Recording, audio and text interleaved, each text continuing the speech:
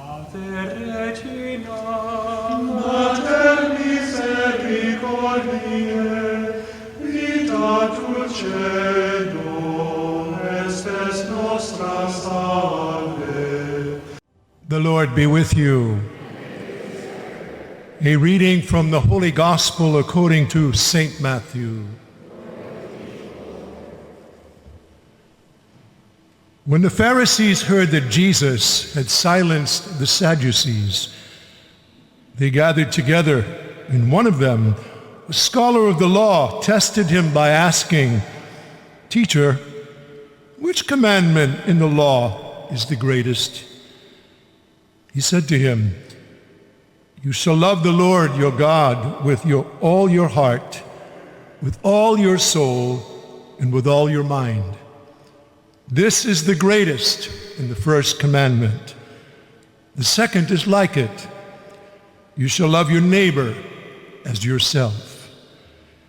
The whole law and the prophets depend on these two commandments."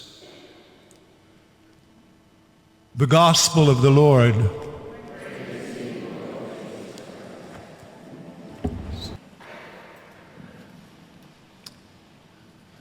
I grew up in Lewiston, Maine. And I have to tell you that never in my wildest dreams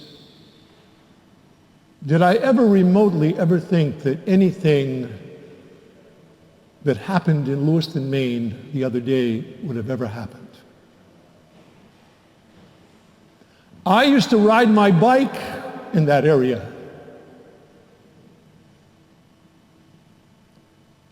We never locked our doors. And as a teenager, I used to hitchhike everywhere. I wasn't afraid. And everybody sat on their front porch, and people knew each other.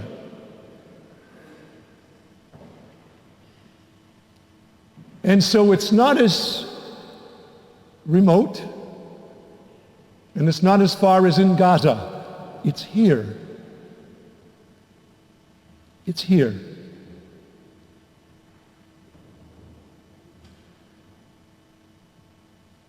Normally, it's the Old Testament reading that connects to the gospel, and the psalm response is the bridge that connects the two.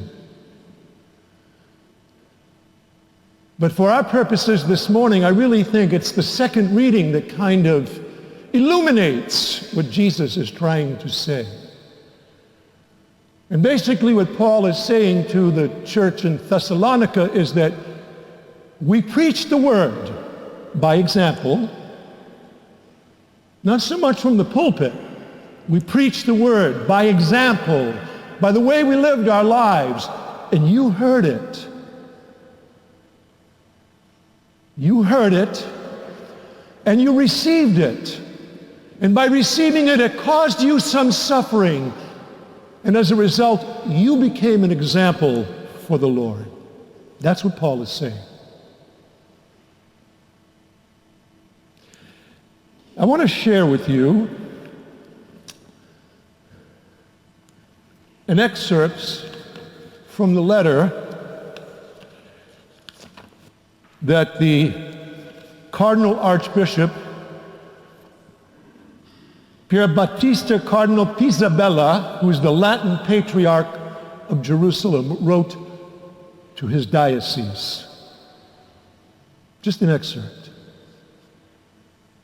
Strikes home. He wrote it on Tuesday, October 24th of this year.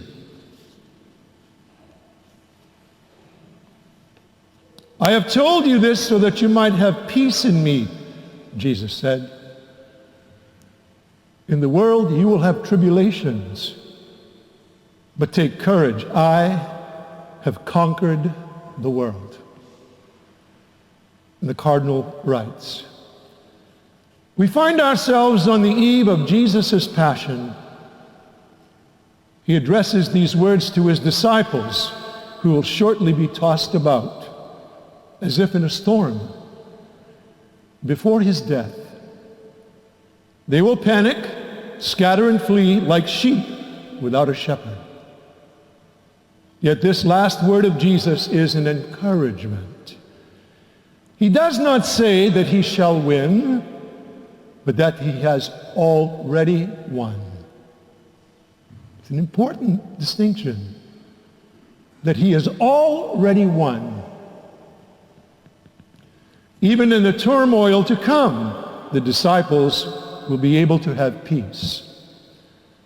This is not a matter of a theoretical peace, nor of resignation to the fact that the world is evil and we can do nothing to change it.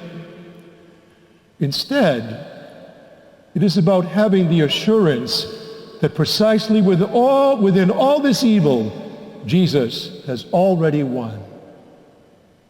Despite the evil ravaging the world, Jesus has achieved a victory and established a new reality, a new order, which after the resurrection will be assumed by the disciples who were reborn in the Spirit.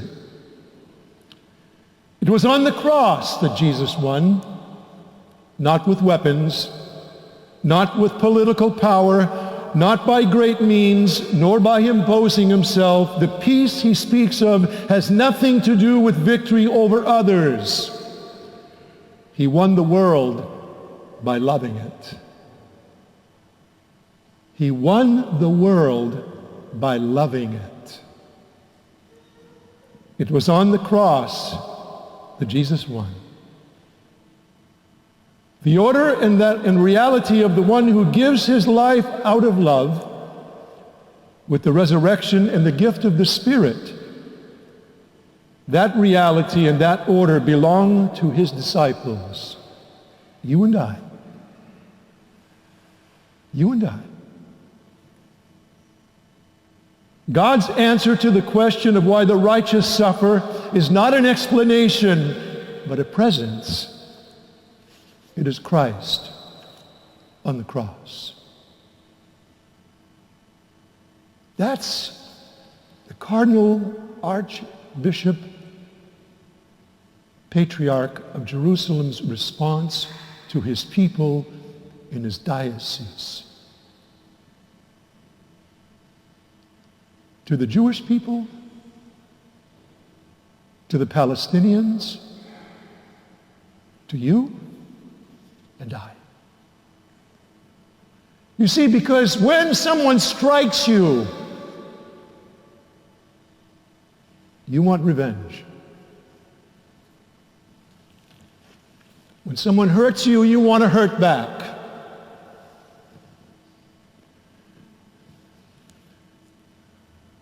And yet Jesus says this: you have heard that it was said, an eye for an eye and a tooth for a tooth. But I say to you, offer no resistance to the one who is evil. When someone strikes you on your right cheek, turn the other one to him as well. That is the suffering of the gospel. That's the suffering of the gospel. To restrain yourself when everything within you tells you to strike out. That's the suffering. That's why St. Paul can say, be an imitator of me. Paul preached the gospel by how he modeled his life. In a violent world,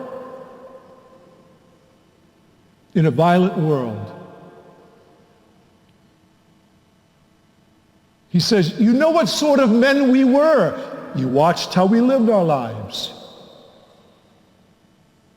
We preached with how we lived our lives, and you saw how we lived.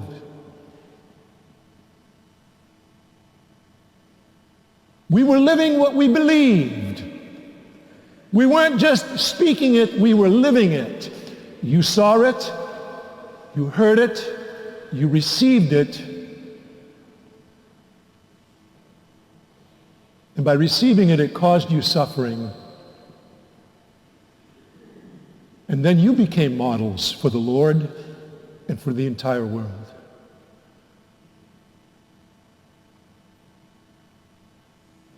I saw Jesus on the news yesterday. Yep. October 28th, 2023. I saw Jesus on the news.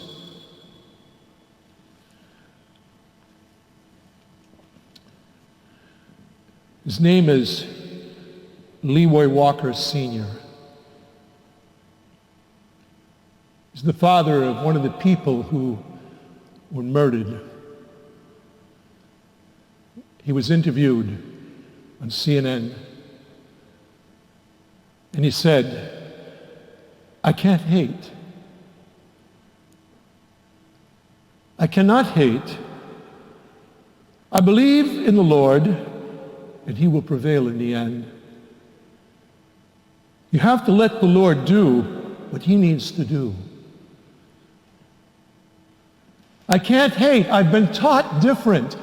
Tears coming down his face, weeping. A man who lost his son and 25 years earlier lost his daughter in an auto accident. And says, "I can't hate." That's the suffering of the gospel. That's the suffering of the gospel. You can't run around hating people. If you do, things like this will continue to happen. If you hate, and hate drives you crazy, you're going to hurt people.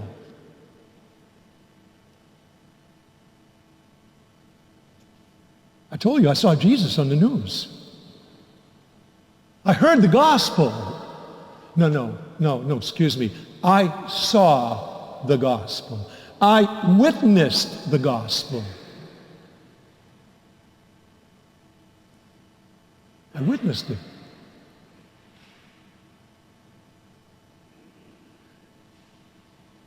And so the reporter who was interviewing him was dumbstruck. And she said, "You have so much love in your heart. It's amazing," she said. The amount of love that you have in your heart while he's crying and suffering, and said, "I can't hate. I've been taught different." I'm sure that you all remember some years ago the James Foley incident when he was beheaded. His mother and father were my parishioners at Our Lady of the Holy Rosary in Rochester, and I was there when that took place. It was a difficult time. The day that they found out, I went to their house to comfort them as their pastor. And I remember Diane Foley coming to me as I was leaving and giving me a hug and whispering in my ears and said to me, "Father, please pray for me. I don't want to hate. I don't want to hate." "Teacher, which is the greatest commandment in the law?" "You shall love the Lord your God with all your heart, mind, soul, and strength. And you shall love your neighbor as yourself." If you want to show and demonstrate to God that you love him, then you must be willing to love the way he loves. You must be willing to forgive as he forgives. You must be willing to suffer the gospel. It's not easy. It's not easy. This man, Leroy Rocker Sr., who said, I've had my ups and downs in life. I've had my ups and downs in life.